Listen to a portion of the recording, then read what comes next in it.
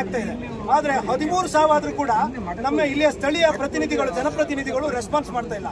ಶಾಶ್ವತ ಪರಿಹಾರದ ಬೇಡಿಕೆಯನ್ನು ಇಟ್ಕೊಂಡು ನಾವು ನಿರಂತರವಾದ 13 ಹೋರಾಟಗಳನ್ನು ಮಾಡಿದ್ದೀವಿ.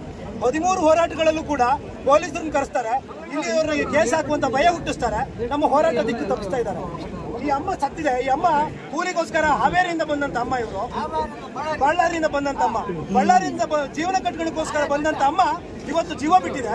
ಆದ್ರೆ ನಿರಂತರವಾದ ನಮ್ಮನ್ನ ಬೆದರಿಕೆ ಹಾಕೋದ್ರ ಮುಖಾಂತರವಾಗಿ ಪೊಲೀಸರು ಕೈ ಮಾಡೋದಕ್ಕೆ ಬರ್ತಾರೆ ಸರ್. ಹೋರಾಟಗಾರರ ಮೇಲೆ ಕೈ ಮಾಡೋದಕ್ಕೆ ಬರೋದ್ರ ಮುಖಾಂತರವಾಗಿ ನಮ್ಮ ಹೋರಾಟ ದಿಕ್ಕು ತಪ್ಪಿಸೋಕೆ ಪ್ರಯತ್ನ ಮಾಡ್ತಾರೆ.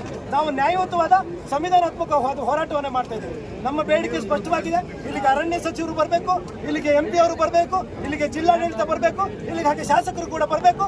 ನಮ್ಮ ಶಾಶ್ವತ ಪರಿಹಾರ ಏನು, ನಾವು ರೈಲ್ವೆ ಬ್ಯಾರಿಗೇಡ್ ನ ಶಾಶ್ವತ ಪರಿಹಾರ ಕೇಳ್ತಿದೀವಿ, ಆ ಶಾಶ್ವತ ಪರಿಹಾರ ನಮಗೆ ನೀಡಬೇಕು. ಜೊತೆಯಲ್ಲಿ ನಾವು ETF ತುಕಡಿಗಳನ್ನ ಹೆಚ್ಚು ಮಾಡಿ ಅಂತ ಹೇಳಿ ಕಳೆದ 13 ಹೋರಾಟಗಳಿಂದ ಕೇಳ್ತಾ ಇದೀವಿ.